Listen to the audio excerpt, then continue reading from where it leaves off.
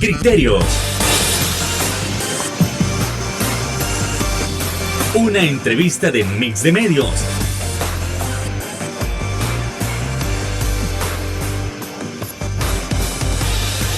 Que aborda frontalmente los problemas de El Salvador con los verdaderos protagonistas y plantea soluciones.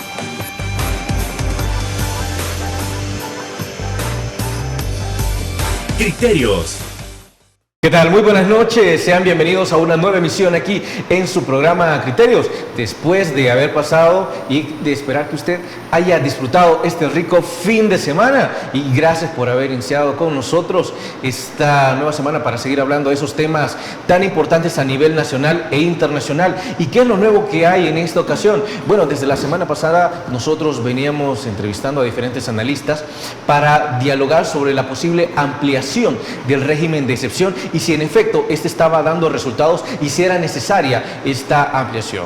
Dicho y hecho, se ha concretado por 30 días más. Pero para saber si realmente vamos a obtener resultados diferentes o realmente eso no era necesario, nosotros vamos a estar analizando cada uno de esos criterios con nada más y nada menos que la licenciada, abogada y analista política Zulen Ayala. ¿Qué tal, Zulen? Un gusto tenerla por acá. Gracias, buenas noches, Fernando. Un gusto estar por primera vez en este programa y en este canal. Y bueno, vamos a tocar y abordar un tema tan importante en este momento para el país. Desde luego, entonces vamos entrando en materia y con 67 votos ya se aprobó la extensión del régimen de excepción. ¿Zulen, realmente era necesaria esta ampliación?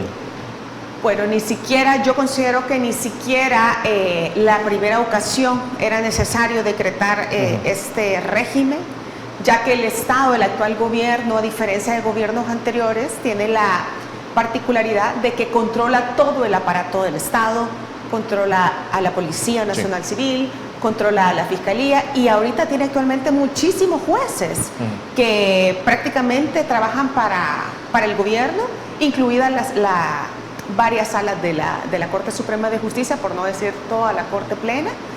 Tenía suficientes elementos, tenía todo el aparato para poder hacer un trabajo más focalizado hacia los que realmente son los cabecillas y los líderes de estas pandillas, que son los que ordenan desde la extorsión hasta los asesinatos. Pero ahora, ¿qué parece? Que con este régimen de excepción, es cierto, se están capturando a muchos pandilleros porque la gente lo dice, pero también todos los días estamos viendo que mucha gente inocente se ha ido en esas redadas. Yo particularmente a través de mis redes sociales recibo a diario muchísimas solicitudes de gente que me dice: por favor, ayúdeme a viralizar mi caso, es mi hijo, mi sobrino, un amigo, un pariente que se lo llevaron y no tiene absolutamente nada que ver con las pandillas. Ya vimos también saldos de gente inocente que está perdiendo la vida también en estos penales. Entonces yo considero que no era necesario autorizar un régimen de excepción para atacar frontalmente a las pandillas, porque ya se contaba con todos los mecanismos, y esta prórroga del régimen también lo veo innecesario, incluso peligroso, porque le estamos entregando más poder al Estado y restándoselo a los ciudadanos de bien. Se suponía que el plan control territorial estaba funcionando antes de aparecer el régimen de excepción. ¿Qué es lo que sucedió? Exactamente. Escuchamos durante casi 3 años a las autoridades de gobierno, especialmente las de seguridad, gritar a los 4 vientos que tenían el mejor plan de seguridad para el país. Incluso se tomaron, me acuerdo yo, en la Asamblea Legislativa el 9 de febrero, precisamente, para prácticamente obligar a los diputados de aquella época que les autorizaron más préstamos para este dichoso plan de control territorial, que a la larga resultó ser un total fracaso. Significa entonces que era mentira. Por ahí andan los rumores, incluso en algunos periódicos lo hemos leído, incluso del Departamento de Estado de los Estados Unidos lo hemos escuchado, de que existen altas posibilidades de que el actual gobierno de Nayib Bukele haya pactado con las pandillas y que a eso se debió esa reducción de homicidios durante estos últimos años. De hecho, hay algunas personas que hablan de que precisamente fue un rompimiento del pacto el que generó el régimen de excepción. no lo digo yo, sino que hay algunas personas de posición que mencionan que en efecto sí hubo un pacto y que cuando las pandillas vieron que no estaban recibiendo lo mismo del gobierno, fue que hubo esta matanza de más de 60 hermanos salvadoreños. 87 en aquel fin de semana. O sea, 87. Entonces, podríamos hablar de que en efecto hubo, pero se rompió eso y por eso hubo el régimen. Hay muchas personas, antropólogos, sociólogos, que se dedican precisamente al análisis, al estudio de este fenómeno de violencia en El Salvador, que es el tema de las pandillas. Ellos han dado sus teorías de lo que pudo haber pasado en ese fatídico fin de semana y todos dicen lo mismo, precisamente eso, que parece ser que las pandillas mandan mensajes a través de los muertos y que algo pasó en ese momento, pero claro, tenemos un gobierno que no rinde información, que no tenemos acceso de datos o de suficientes elementos como para saber si es cierto o no. Sí vimos esas familias de luto, vimos cómo inmediatamente se decretó el régimen de excepción, hemos visto más familias con un drama diario, muchas personas que están afuera de esos penales tratando de localizar a sus familiares, días perdidos, días que no van a trabajar, días que si no trabajan no comen, y esta espiral se hace más grande.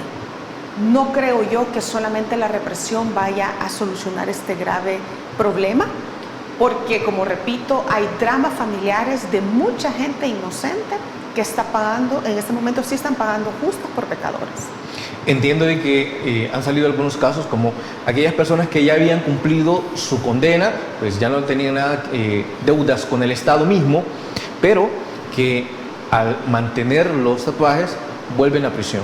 Es que en ningún lado dice que el hecho de que tengan tatuajes un ciudadano, un salvadoreño o una persona en la calle significa que automáticamente es pandillero. Hay muchos pandilleros que no usan tatuajes, tienen otros caracteres que los identifican, pero a mí ese tipo de conductas me parecen muy abusivas, muy peligrosas, porque de entrada se presume la culpabilidad de una persona. Hay algunos que me han dicho: Xulen, pero vos estás defendiendo pandilleros. Jamás voy a defender pandilleros, en lo absoluto. Aquella persona que ha extorsionado, que ha asesinado, por supuesto que tiene que rendir cuentas ante la justicia, por supuesto que tiene que estar preso, pero yo siempre voy a levantar mi voz por aquellas personas que, por el simple hecho de tener un color de piel, por vestir de determinada manera, por tener tatuajes muchas veces artísticos o por vivir en una zona considerada de pandillas, automáticamente se le considera que es parte de alguna de estas estructuras criminales, cuando quizás esos jóvenes toda su vida han tenido que luchar contra el sistema para no incorporarse a estos grupos delictivos, y quizás han logrado estudiar, conseguir un trabajo, y ahora desde el Estado están siendo estigmatizados, sus derechos violentados, y quizás su vida ahora se ha puesto en peligro al ser detenidos y haber sido mezclados con estos verdaderos criminales. Ya vimos un saldo de cuatro personas que han fallecido en el penal de Izalco, y yo realmente no creo que valga suficiente, no puedo considerar que un 1% de error, un 1% de vidas de inocentes justifique estos atropellos. Creo que el Estado tiene suficiente capacidad para dirigir sus investigaciones e ir concretamente hacia esa persona que está cometiendo delitos. Incluso a esa persona, por muy mala que sea, sí, también tiene derecho a un debido proceso, pero actualmente nuestras garantías constitucionales se han acabado. Algo que me llamó la atención es que una diputada de la bancada CIAN había mencionado que la ampliación del régimen de excepción viene como producto de la culpa de Arena y FMLN. ¿Podemos decir que es cierto eso? Bueno, el problema de las pandillas no es de este gobierno, eso sí lo podemos decir. Ellos lo heredaron de gobiernos anteriores. Es un problema que surgió después de la guerra civil, sí, que tuvimos en El Salvador, y que ningún gobierno ha podido solucionarlo, pero lo que sí hemos podido ver es que tanto los gobiernos de Arena y el FMLN trataron de implementar soluciones como la actual, fracasando, a tal punto que décadas después el problema no solo se ha resuelto, sino que va empeorando. Sí. ¿Por qué? Porque la raíz las causas que los originan, la desigualdad, la pobreza, la falta de educación, la falta de acceso a un empleo, eso no se ha resuelto en décadas. Y el actual gobierno tampoco está ofreciendo una solución. Pero también me parece muy cómodo que después de 3 años en el gobierno sigan culpando a los gobiernos anteriores de lo que no pueden hacer. Se les entregó el poder, incluso tienen el poder absoluto, como ya lo dije. Nada les impide a que hagan las cosas bien y conforme a la ley y a la Constitución. Solo nos vamos a ir a nuestra primera pausa comercial, pero dejo plantear la pregunta, y es que aquí en Criterios nos gusta comparar esas respuestas, esos análisis, y esa pregunta se le ha hecho a otros analistas, y es, ante las medidas aplicadas, ¿qué las diferencian de las aplicadas en gobiernos anteriores? No nos cambie, ya volvemos.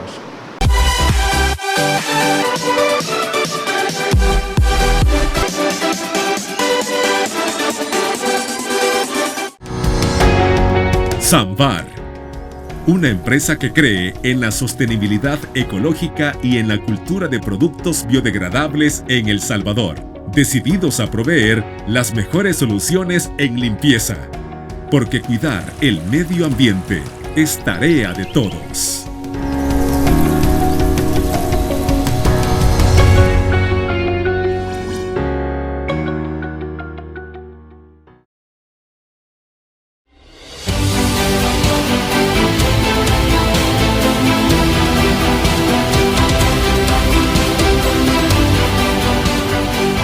Nuestro compromiso, nuestra pasión, son algunas de las cosas que nos caracterizan como salvadoreños.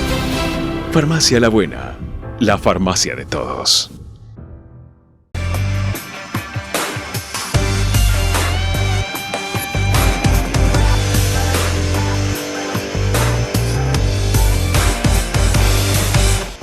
Gracias por continuar con nosotros aquí en su programa Criterios, donde nos está acompañando la abogada Zulen Ayala, y también le preguntamos si durante el plan mano dura y el plan super mano dura se aplicaron medidas idénticas a las que estamos viendo en esta ocasión con el régimen de excepción. Zulen. Sí, parecidas. Recordemos que... ¿Se estigmatiza la juventud? Sí, todavía. Y no solamente eso, se violan muchos derechos humanos. Yo sé que a los funcionarios no les gusta que hablemos de que toda persona humana tiene derechos inherentes a su misma calidad, por eso se llaman derechos humanos, irrenunciables. Y hay que respetarlos. ¿Por qué? Porque esos derechos también han costado vidas de gente. Por lo menos en El Salvador vivimos 12 años de guerra. Gracias a esa paz imperfecta que llegamos a tener, pues se hicieron algunas reformas en la Constitución.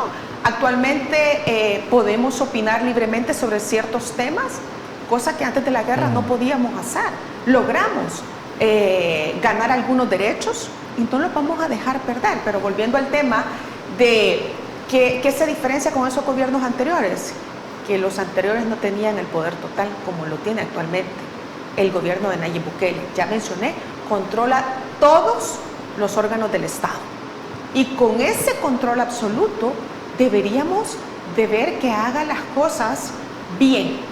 ¿Para qué? Para que se vaya a la persona que ha cometido el delito, que se usen las instituciones adecuadamente para que se le pueda probar desde el inicio que esa persona ha cometido extorsión, ha asesinado, y entonces no se caigan esos juicios ante los jueces. Porque eso es lo que ha pasado también, que muchas de estas capturas se van a caer. No se van a poder probar en un juicio que sean realmente culpables, pero ya pasaron 6 meses en la cárcel y no sabemos el daño que están ocasionando también, porque, repito, hay mucha gente inocente que actualmente está detenida y no podemos como sociedad permitir que ellos paguen por lo que el Estado no puede hacer bien, que es brindarnos seguridad. Por ahí solo pude ver un tuit de la ciudadanía en el que se decía, bueno, si tanto defienden los derechos de estas personas, que nos digan puntualmente cuáles son los derechos que se le están violando. Por Dios, la Constitución dice, primero, nuestra Constitución de 1983 es una Constitución humanista. ¿Qué significa? Que en el artículo 1 deja claro diciendo que el principio y fin de la actividad del Estado es la persona humana. El Estado tiene que velar por su vida, por su seguridad, por su salud, por su educación, etc. El Estado está al servicio de la persona para protegerla. Cuando una persona se presume que ha cometido un delito, hay garantías constitucionales que dicen, bueno, esta persona al ser capturada tiene derecho a que se le informe qué delito se le imputa. Ok, en la Constitución dice que toda persona se presume inocente hasta que se pruebe lo contrario. Eso ya no existe. También dice que hay una detención administrativa máximo de 72 horas. Quiere decir que en el plazo de 72 horas, la policía y la fiscalía lo tienen que llevar ante un juez y probar, dar indicios con elementos suficientes para comprobar que esa persona ha cometido un delito y que el juez determine si sigue detenida o no. Eso ya no existe, porque la ley dice esos 3 días los vamos a aplazar y hoy le vamos a poner 15 días. Dice la Constitución que toda persona detenida tiene derecho a defensa. Actualmente ese derecho a defensa está suspendido, está en 15 días preso y muchas veces los familiares han tratado de contratar un abogado y ni siquiera permiten a ese abogado que tenga contacto con el detenido. Estamos viendo unas audiencias masivas donde hay 200, 300, 400, 500 personas en una misma audiencia, todas señaladas por el delito de agrupaciones ilícitas, pero repito, seguramente hay muchos detenidos que sí son parte de estas estructuras criminales, pero por 1, 2, 3, 4, 5 personas que se vayan en la colada, es completamente injusto, porque nos estamos convirtiendo en inhumanos. No podemos nosotros permitir ese tipo de abusos, de arbitrariedades. Repito, era innecesario decretar este régimen de excepción. Hay suficientes mecanismos para que los culpables rindan cuentas ante la ley y no los inocentes. Solen, ¿qué es lo que evita que las personas que dependían directamente de estos grupos criminales, en este caso, digamos, los hijos, no sigan la misma línea de sus padres? En campaña lo pude ver cuando anduve visitando el territorio de estos controlados por pandillas, que nos llevaban a veces, llevábamos celebraciones, algún evento para niños, muchos eran hijos de pandilleros, y me decían las personas que nos ayudaban a organizarlo, que algunos papás de estos niños estaban en la cárcel porque eran cabecillas, pero que esas personas o su papá no quería que sus hijos siguieran el mismo camino, porque ya sabemos que tienen... Ya saben cómo termina, ¿no? Exactamente, ya sabemos, o terminan en la cárcel o terminan muertos. Pero mi pregunta era, ¿qué le estamos ofreciendo a ese niño? El que ya delinquió, el que ya asesinó, el que ya se lucró de la extorsión, ese difícilmente se va a reinsertar, va a recuperarse. Ese tiene que pagar ante la ley. Pero ¿y ese niño que deja, que desgraciadamente viven excluidos, marginados? ¿Qué futuro le estamos ofreciendo? ¿Qué nivel de educación tiene? ¿Qué elementos suficientes para conseguir un empleo y que pueda ser autosostenible, independiente, que no viva de la extorsión? Actualmente, y eso también es un pecado de los gobiernos anteriores, nunca le apostaron a la prevención, nunca le apostaron a cómo hacer que estos niños se vuelvan ciudadanos normales como cualquier otro, que aporten a la sociedad. Y como actualmente no lo estamos haciendo, porque solo le estamos apostando a la represión, yo estoy segura de que el problema de la violencia no se va a corregir. Yo es que lo podría asegurar que no va a suceder, porque no estamos atacando el problema de raíz. Porque en el momento en que a ese niño le demos condiciones dignas, posiblemente esperemos un futuro distinto. De lo contrario, no va a suceder. Van a tener que repetir el patrón de conducta, porque tienen que comer también, y eso no es justificante, porque todos tenemos que comer, pero ellos no tienen otra visión de vida distinta, y nosotros no se la estamos ofreciendo. Solen, hablando de menores de edad, estamos en la línea, o es correcto que los menores de 12 años se les juzgue de igual manera que los adultos. Repitiendo lo que ya mencioné de estos menores que viven en desventaja con el resto de menores, creo que lejos de brindarle una mano, un apoyo para que salgan de ese mundo en el que están inmersos, los estamos condenando todavía más, porque a ese niño de 12 años, que mucha gente dice, no, pero es que a esa edad ya le ayudan a las pandillas. De hecho, precisamente a eso voy. ¿Y por qué hago la pregunta? Recientemente tuvimos, uno de nuestros analistas ya había mencionado que los niños de 12 años sabían perfectamente lo que hacían y que lo hacían porque ellos querían, y que no cabía el argumento de que un pandillero viniera y les dijera, mira, si no te metes a la pandilla, nosotros vamos a asesinar a tu madre, a tu padre. Entonces, que eso no se daba, pero que sí debía juzgársele porque en efecto ya era un criminal consciente. 12 años me parece que la mente no está todavía desarrollada, todavía no discierne completamente entre lo que está bueno y está malo, pero si solo le ofrecemos una cosa, que es el crimen, obviamente lo va a ver como algo normal y lo va a ejecutar y va a vivir en ese mundo y va a seguir este círculo vicioso de la violencia alimentando a las nuevas generaciones. Mientras no cortemos de raíz ese círculo y a estos niños de 12 años los vemos como lo que son, niños que nacieron en un entorno difícil, si no hacemos algo por sacarlos de ahí, ellos van a seguir repitiendo. Yo en realidad no estoy de acuerdo en que a ese niño de entrada se le ofrezca cárcel, diciendo que es completamente capaz de discernir lo que está haciendo, porque creo que todavía está en formación la personalidad de un niño de 12 años. Yo soy mamá y yo estoy clara que a esa edad cometen muchos errores, todavía no saben lo que hacen, y nosotros como sociedad deberíamos de estarles brindando una ayuda, una mano, desde el Estado, pero lastimosamente en este momento es el Estado el que automáticamente está estigmatizando a ese menor y le está ofreciendo cárcel. Hemos escuchado diputados que los criminalizan, y ya saltaron organismos internacionales que protegen la niñez, les han señalado todos los convenios internacionales que han violentado, y a este gobierno no le importa, porque no le está apostando. Vemos una primera dama hablando de un programa de nacer con cariño, pero ¿para qué? Para que a los 12 años te metan a la cárcel sin piedad. Es un poco contradictorio también ese discurso. Tenemos como sociedad que asumir una responsabilidad de hacer algo por esos menores para cortar de una vez con ese círculo vicioso. Tal vez educar o prevenir con La cariño, educación, con calidad. la educación es lo que resuelve todo, la educación.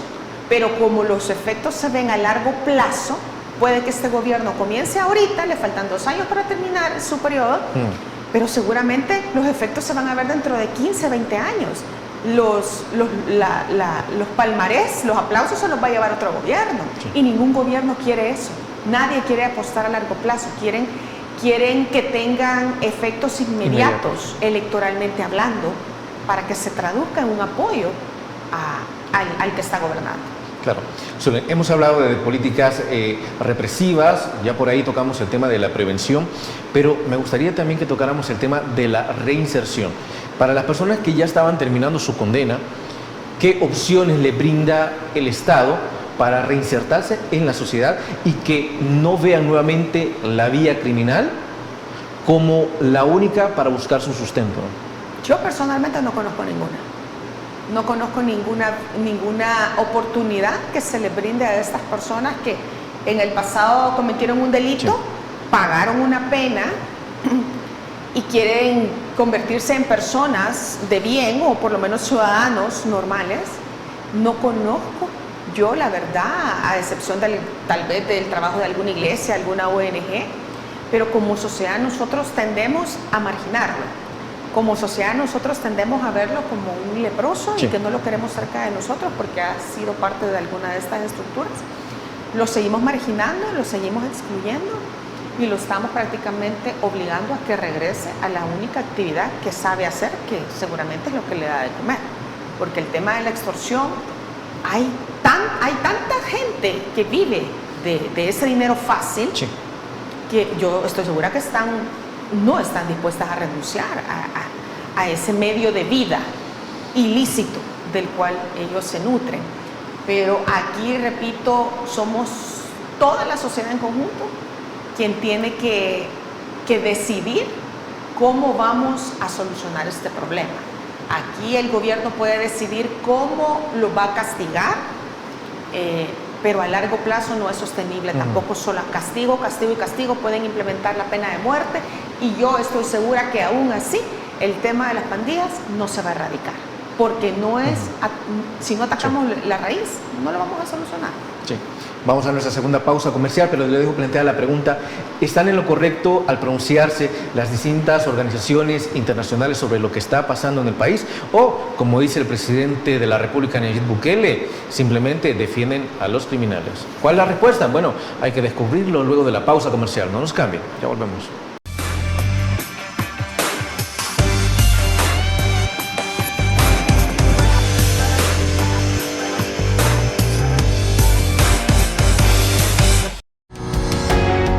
Samvar, una empresa que cree en la sostenibilidad ecológica y en la cultura de productos biodegradables en El Salvador, decididos a proveer las mejores soluciones en limpieza, porque cuidar el medio ambiente es tarea de todos.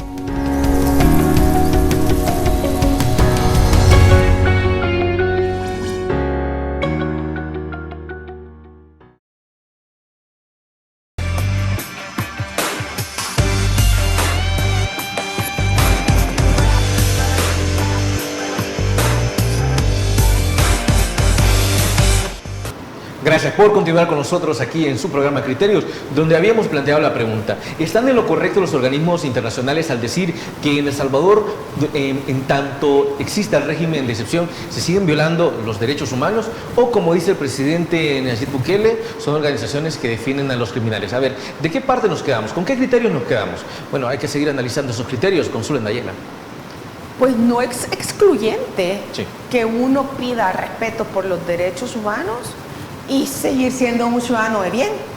Yo soy abogada, estuve en la Facultad de Derecho. Una de las primeras cosas que uno aprende ahí es el respeto al debido proceso. Si se violenta ese debido proceso, se cae todo lo demás. Nace viciado. Y jurídicamente eso tiene efectos.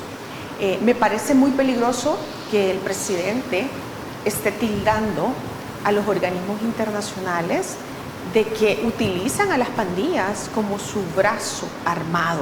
Ha dicho que el gobierno de Estados Unidos apoya a las pandillas, que la Organización de Naciones Unidas apoya a las pandillas, que todas esas ONG que defienden derechos humanos apoyan a las pandillas. Las personas como yo, que estamos haciendo este tipo de denuncias, dicen: no, ustedes apoyan a las pandillas. Es muy cómodo ese argumento, es muy cómodo. Lo que queremos de parte del presidente, de su gobierno, de sus instituciones que él maneja, es que está bien, ataquen a la delincuencia, por supuesto, pero háganlo de una forma que no violente nuestro sistema jurídico y que por favor no hayan inocentes en esas redadas pagando por pecados ajenos, solo para cumplir con cuotas, porque también se habla mucho de que a los policías y soldados se les da una cuota diaria de detenciones, y eso significa que van a detener, y lo vemos todos los días, que están deteniendo gente que no la debe y no la debería de temer, pero que aún así están pagando con su vida por esos errores. No es justo. Yo por lo menos lo voy a seguir denunciando. Yo no puedo estar de acuerdo con ese tipo de abusos, y recordemos que posiblemente ahorita, como controlan todas las instituciones, no vayan a tener efectos jurídicos o responsabilidad, por así decirlo, estos funcionarios, porque no hay fiscal independiente, no hay jueces independientes, no hay Corte Suprema de Justicia independiente. Puede que nacionalmente salgan bien librados, pero recordemos que el poder es efímero, que tarde o temprano este gobierno va a llegar a su fin, y cuando ese día llegue, estoy segura que esos organismos internacionales a los que está atacando, esos países a los que está atacando, que seguramente van a acudir a la justicia internacional, van a llevar a algunos de estos funcionarios que han violado esos derechos humanos de forma reiterada, que se les dijo desde el día 1 que pararan, que lo hicieran bien, que no estuvieran pisoteando la ley y la Constitución. Estoy segura que ese día va a llegar cuando estos funcionarios que abusivamente han violado la ley van a tener que rendir cuentas ante la justicia, quizás no nacional, pero sí a la justicia internacional. Y de esos casos hay, incluso de la época de la guerra, todavía actualmente. Hay casos que se están ventilando a nivel internacional precisamente porque hubo violación a derechos humanos en aquel momento. Es que hasta en una guerra hay leyes, hay reglas que respetar. Hasta en una guerra. Y este gobierno no está cumpliendo con muchas de ellas. Así que también hay que tener un poco de paciencia para saber qué es lo que dice el tiempo, que al final es quien pone todo en su lugar. Y estoy segura que ese día llegará. Es decir, podríamos decir que no es cierto que la comunidad internacional está en contra del Estado salvadoreño. No, está en contra de los abusos del Estado salvadoreño, contra sus propios ciudadanos. Y eso cualquier persona decente debería de apoyarlo. Porque la Constitución, por ejemplo, que es nuestro libro sagrado, la Constitución fue creada y redactada para controlar el poder del Estado, dándole poder al ciudadano para que pueda controlar, limitar el poder del Estado. Pero ¿qué está haciendo actualmente Nayib Bukele? Usando esa Constitución para darle más poder al Estado y restarle poder al ciudadano. Eso no fue creado para que fuera así. Y por eso habemos algunas voces que lo seguimos denunciando todos los días, porque sabemos el espíritu que hay detrás de nuestra sagrada Constitución, que es darle poder al ciudadano y limitarle el poder a los funcionarios. Hace días que se recorre el rumor de que en la Policía Nacional Civil hay cuotas para atrapar un mínimo de 6 personas por policía cada día. En caso de ser cierto esto, no sé qué es lo que usted pudiera haber escuchado también, ¿esto es correcto, es bueno, tiene ventajas? Ninguna ventaja, porque en esos 6, no sé si ese es el número mágico, pero supongamos que es ese, significa que, y lo vemos todos los días, que llegan a un lugar. Incluso vimos la detención de una persona con discapacidad mental que la mamá mostró con documentos que era una persona, ¿verdad?, que tenía esta cualidad, y el policía rompió ese documento, se lo llevó detenido y empezamos una campaña en redes sociales para que liberaran a este muchacho, a Cristian, porque reunía todos los requisitos de una captura arbitraria, todos. Pero ese es un caso entre muchos que todavía la familia quizás no ha tenido el valor de publicarlo o no ha encontrado la forma de hacerlo, pero estoy segura de que ahí hay mucha gente detenida y no hay forma de justificar eso. No, póngase en el lugar de esa familia, de esa mamá que decía: mi hijo padece de autismo. Él, imagínense meterlo en medio de criminales, de asesinos, cuando deberíamos nosotros como sociedad velar y proteger la salud mental de esta criatura. Lo estamos exponiendo a un peligro mayor. ¿En qué nos convierte eso a nosotros? ¿Nos convierte en mejores personas o nos deshumaniza? Usted responda. Dentro de los más de 15,000 detenidos hasta la fecha, ¿pudiéramos decir que la gente se siente más segura? ¿O es que la gente tiene cierto temor a cómo reacciona el Estado? No, la gente lo está aplaudiendo. Lo está aplaudiendo, claro. El que le llegaba a cobrar la extorsión, el pandillero que cuidaba en la entrada de la colonia, ahorita andan huyendo. Todos andan escondidos, porque saben que la policía anda de aquí para allá. Pero ¿por qué no lo hicieron antes? Sí. ¿Por qué cuando estábamos bajo el plan de control territorial, por qué la policía no hacía esas visitas también? Porque antes el pandillero podía andar a sus anchas en el territorio, o el que andaba cobrando la extorsión andaba en sus anchas. ¿Por qué antes sí podían y hoy no? Esa es mi gran pregunta. ¿Qué ha cambiado? Es que hoy tienen más leyes a favor de la policía, por así decirlo. No sé qué ha cambiado. Yo creo que esos patrullajes deberían de ser permanentes. Esa protección del Estado a esas comunidades debería de ser permanente. Yo quiero ver si después de estos 30 días de prórroga se queda de forma permanente sin que estén suspendiendo garantías constitucionales de los demás ciudadanos. Yo espero que así sea, que el gobierno demuestre que hoy sí tiene el control de los territorios y que se quede adentro, y que después empiece a brindar todo este tipo de servicios que ayudan a la prevención. Vamos a ver si es cierto. Vamos a ver si lo van a resolver de fondo. Viendo todas estas capturas y suponiendo que casi la mayoría son criminales, ¿de dónde nace la facilidad para dar rápidamente con estas personas? Es decir, en 30 días se ha hecho una investigación abrumadora. Escuchamos al diputado Guillermo Gallegos decir esta semana de que la policía ya siempre ha tenido identificados a estos pandilleros. Pero si siempre los ha tenido identificados, yo lo creo. Si la misma gente en el territorio sabe quién es, sabe quién es el cabecilla, sabe quién es el de la extorsión, ellos saben perfectamente quiénes son. La pregunta viene, ¿por qué los dejaron andar libres? Porque mientras anduvieran libres, anduvieron cometiendo delitos. Hasta hoy los meten a la cárcel, lo cual lo aplaudo. Pero ¿por qué hasta hoy?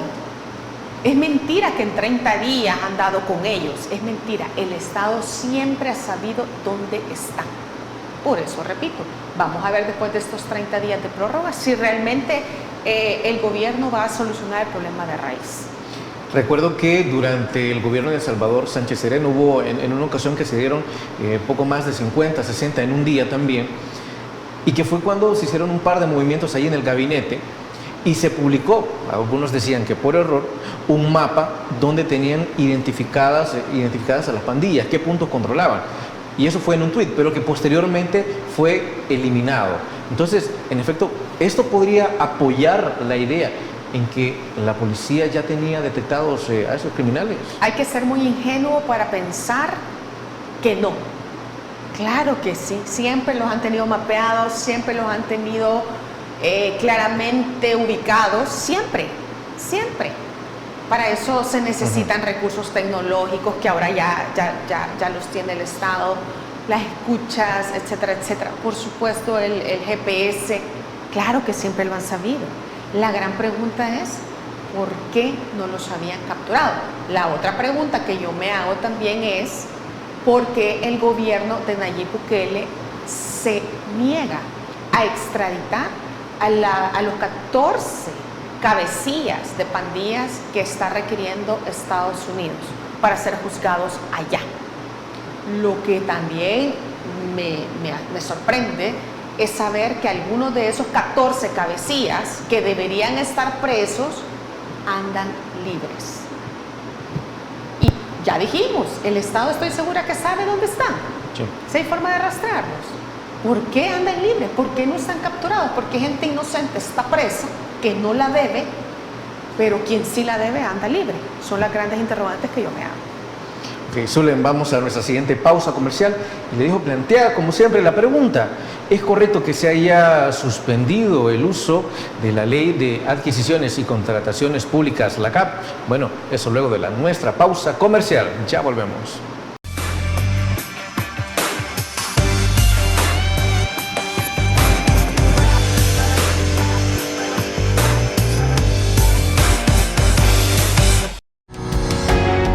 Samvar, una empresa que cree en la sostenibilidad ecológica y en la cultura de productos biodegradables en El Salvador, decididos a proveer las mejores soluciones en limpieza, porque cuidar el medio ambiente es tarea de todos.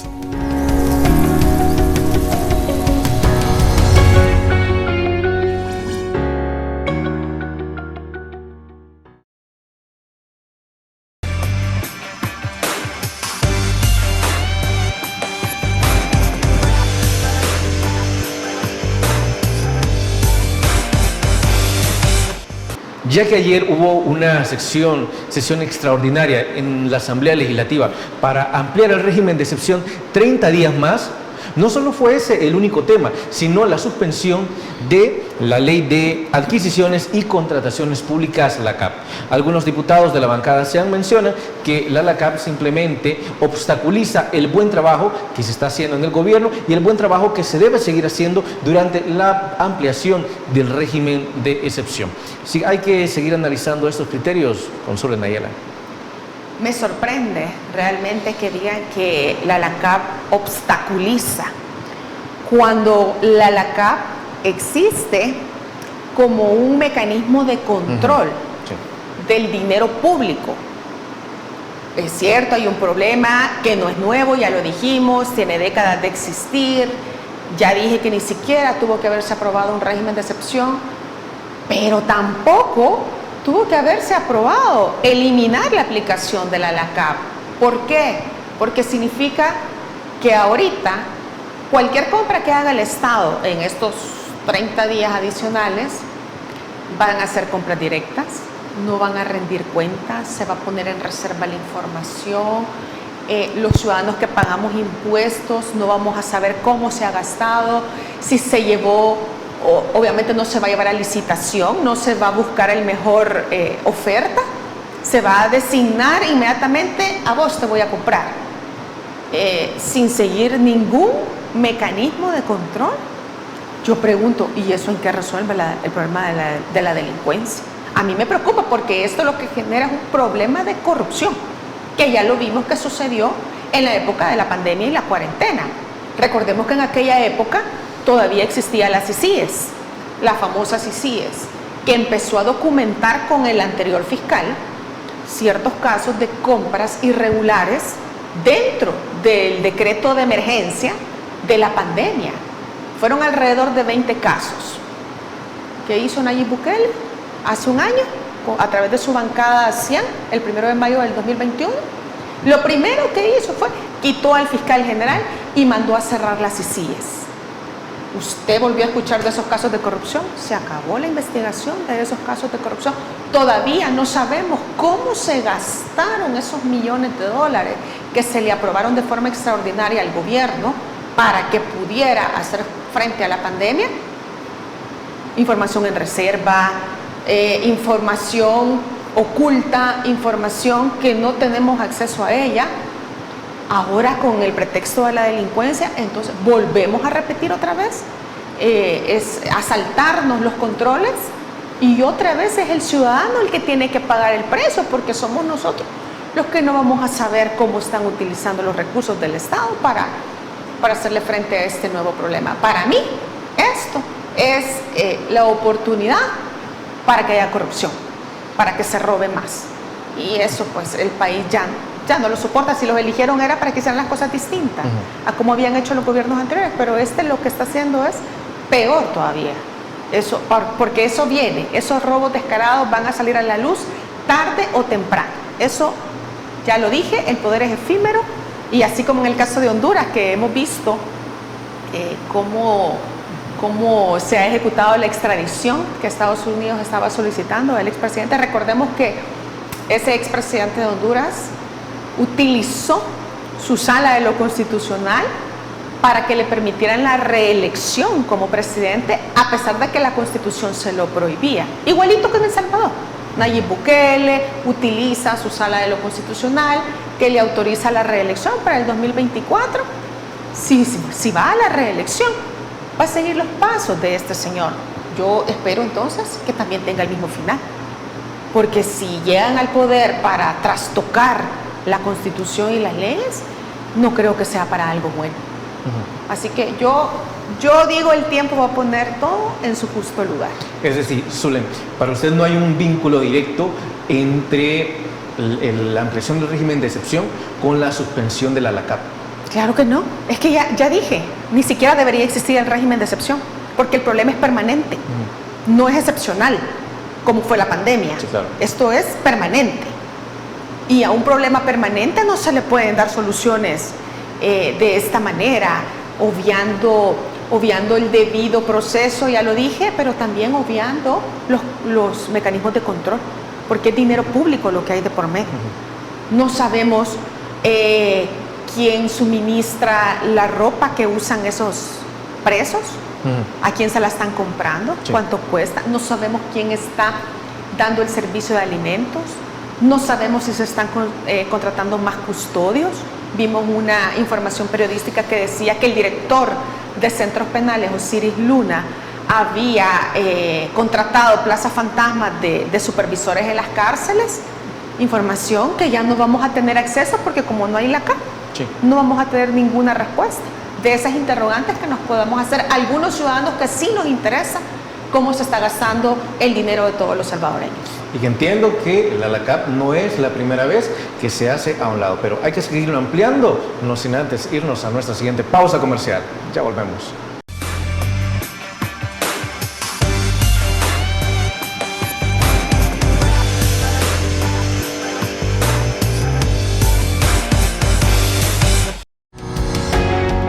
Samvar, una empresa que cree en la sostenibilidad ecológica y en la cultura de productos biodegradables en El Salvador, decididos a proveer las mejores soluciones en limpieza, porque cuidar el medio ambiente es tarea de todos.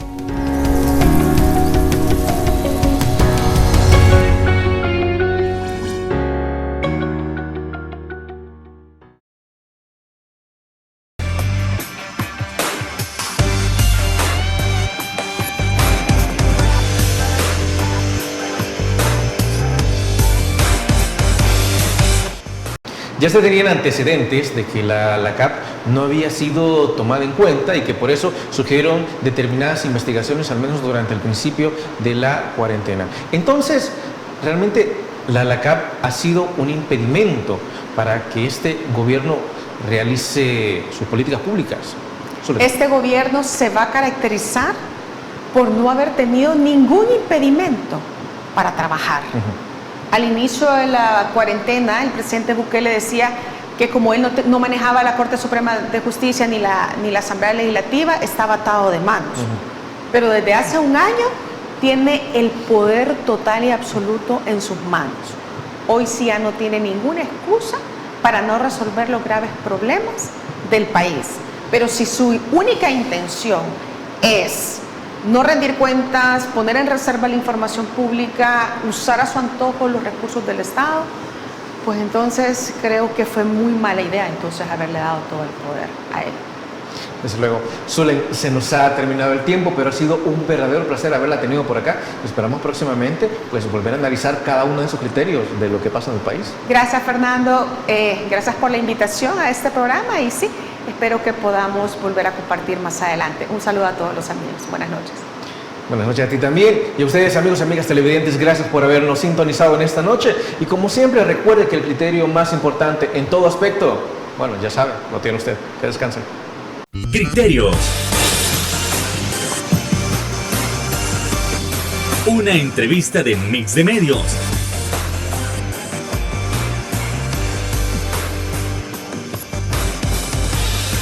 Que aborda frontalmente los problemas de El Salvador con los verdaderos protagonistas y plantea soluciones.